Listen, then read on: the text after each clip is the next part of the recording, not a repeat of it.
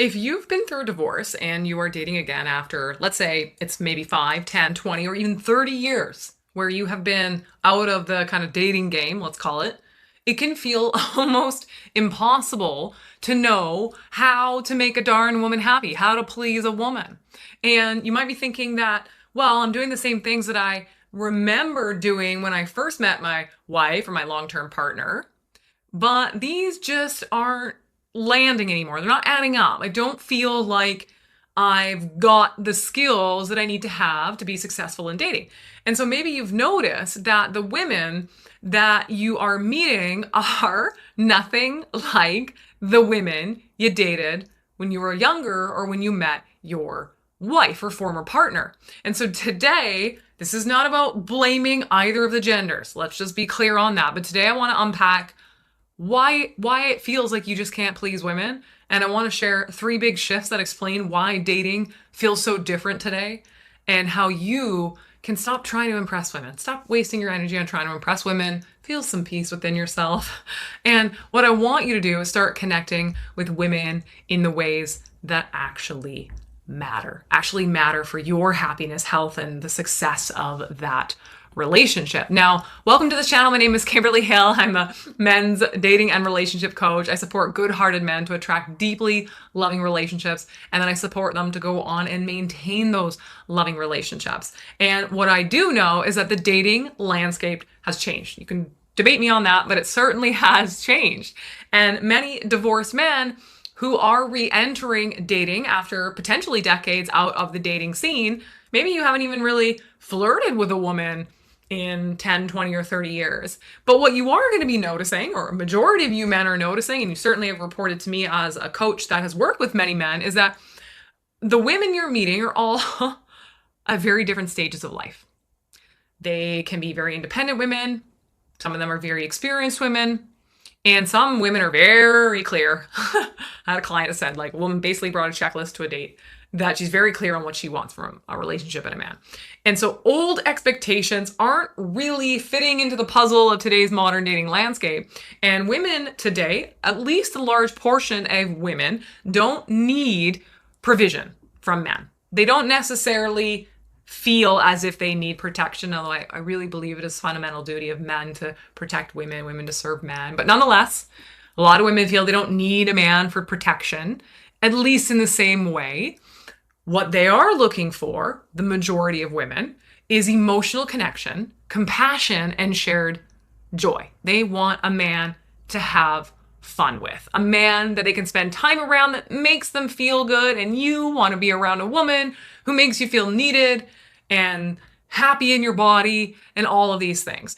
And so I had a client who said he would continuously kind of talk about his career and achievements to women, but women would look quite bored at that. Why? Because this woman wasn't needing to read his resume. She was certainly not interviewing him for a job at her firm that she runs. She was wanting this man to be present, to be, I use the word presence, I use the word attuned. Maybe those words are too laughy, faffy, gaffy, whatever.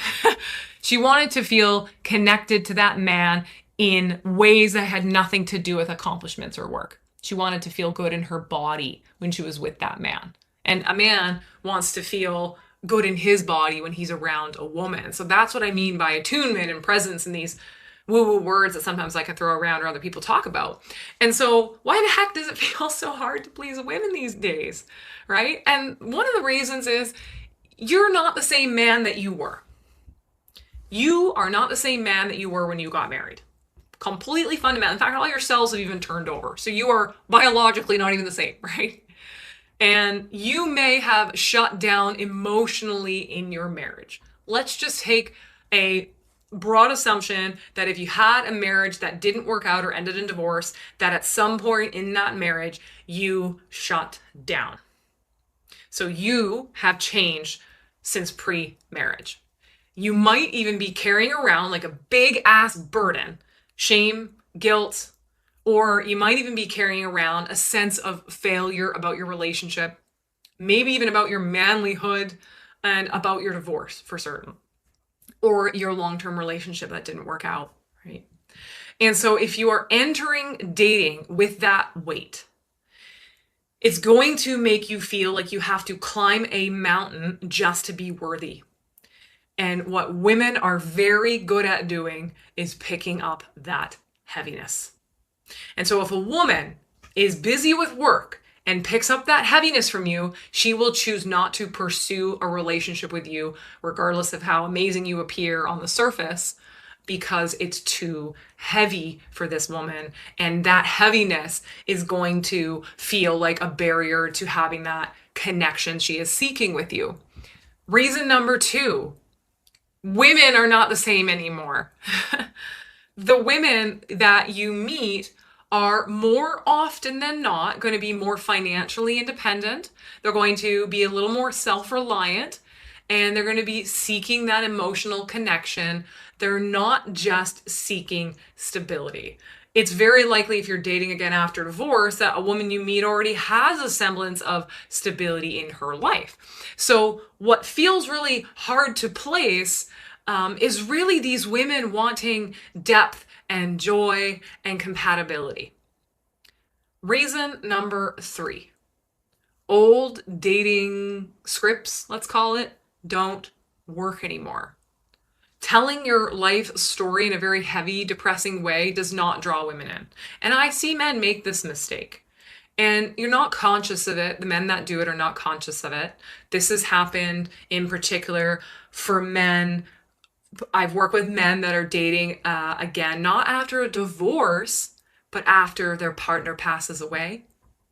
And so that's very, very hurtful. It's very deep. That's going to impact you for the rest of your life, let's be honest.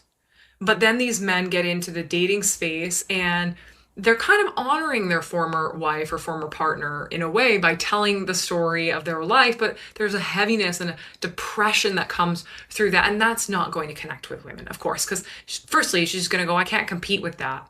Whether you're talking about your former wife that passed away or you're talking about an ex that you no longer feel connected to, either way, a new woman in front of you, it's not going to draw her in. That energy is actually quite repelling. That doesn't mean you don't need to emotionally process all of that stuff. You do, but you just don't process it with a new woman you want to date, right? And so old dating scripts no longer work. You can't just impress women with money or achievements that fall flat. And the women that are impressed by these things are not the kind of women the men who are watching my channel are wanting to be in relationships with. If you just want a transactional relationship, I pay for your attention or whatever to be my side piece, this channel is not for you, because that's not the psychology of individuals I'm speaking to. So trying to impress with money or achievements is not the ticket to having the relationship that the men that are here in this community are seeking and wanting. And what women want now is men who are comfortable in themselves, men that are curious about life, men that are compassionate to themselves, mind you, and to others, and men that can share joy in their lives. Even so, what is joy for you, right? Because there are men that share joy about things that you see even other men sharing joy about, and you go, oh, women won't like it if I share that with them. Don't think about what women like or don't like. Think about what you like, and that's the joy that radiates out. So how can you, recognizing that things have changed, that you are not the same person, how can you shift into this connection so that you can have success, right? It's all what it's about is self-growth that leads us to achieving joy and happiness and fulfillment. And how you can shift into this connection is, firstly, stop performing. Drop the performance and start connecting. And what I mean by that is, again, a woman doesn't need you to prove your worth with a resume. She wants to see who you are now. So ask yourself, who am I now? And if you don't know the answer to that question, start here. Start on your identity and figuring out who you are and what brings you joy and the things that you like to do in your life, so that you understand what you're going to be contributing and sharing with a woman who's seeking being a part of that joy. Secondly, and I'll highlight this again, is really, so stop performing, start connecting by, secondly, bringing joy back into your life, which I just badgered you all on. And then the third is practicing emotional presence. And what I mean by practicing emotional presence is, if you have been quite distant from yourself for years or distant from your ex-partner in your marriage, it takes some practice. It takes some time to open back up. So if you don't hit it off perfectly with the first woman, or you fumble your way through a few things, that's okay. This is you opening back up again. And if you've been really hurt, then you will have maybe enjoyed my video last week where I talked about really addressing that underlying fear. It takes a little bit of time to move through that. So be compassionate to yourself. And that's why I want you to start small. Share a little lesson you've learned about your previous marriage, or a value that's really important that you live by, or something that you're really grateful for. And that's the slow process of opening yourself back up again. And then, of course, what's really important is reframing your story. So instead of carrying around shame and guilt, I have a whole video I did on shame and guilt. It didn't get as many clicks because it doesn't give you the hack to getting women, but really it's one of the biggest hacks to getting women, because when you rid yourself of this shame and guilt, you free yourself up to the energy of good women. And so it was one of my videos that got like the least amount of views, but it has a great impact on those that watched it. And so if your divorce was painful, I understand that.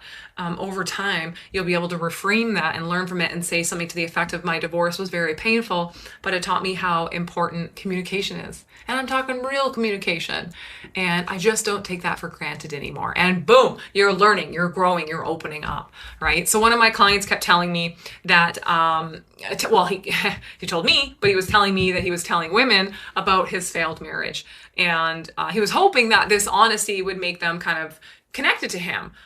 But it pushed them away. They had sympathy and empathy for him, but they go like, he's just not ready to be in a new relationship. So definitely not. And so it pushed these women away. And when he learned to reframe it, well, and it wasn't just changing how he spoke, but really moving through that emotion, right? When you reframe something, it's because you've learned what you need to learn.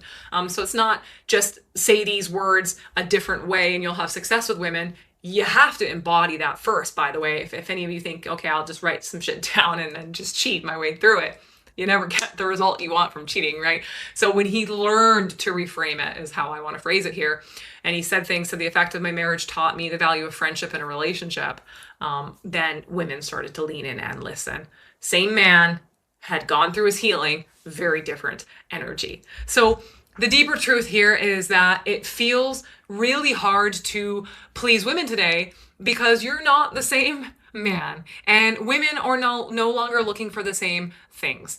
And that's not bad news. It's just an invitation into who you are and who women are today. And good women, they don't want perfection. Good women don't want perfection. They want men who have lived, who have learned, who have grown. They want men who can create joy in their lives without needing to rely on the partner for that joy. They want that presence, that compassion for yourself and for them. And they want you to invite them into that. And so if you're willing to let go of that old, outdated playbook, and you're going to step into the man that you are today, you're going to find that women aren't hard to please at all.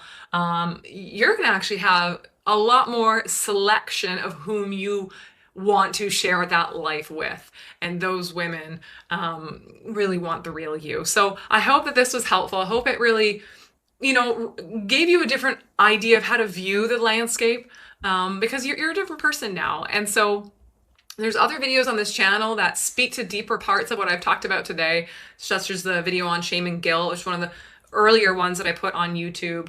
Last week's video talked about overcoming some of that internalized fear. And there's lots of other resources to kind of help you through this journey. Of course, if you want to work with myself, or you think you might like to work with me, please book a complimentary call. I'd be more than happy to get to know you, see if this type of working relationship can be really valuable and helpful for you, as it is with many of the men that I worked with. And I hope you guys have an amazing day. Thanks for tuning in. Ciao.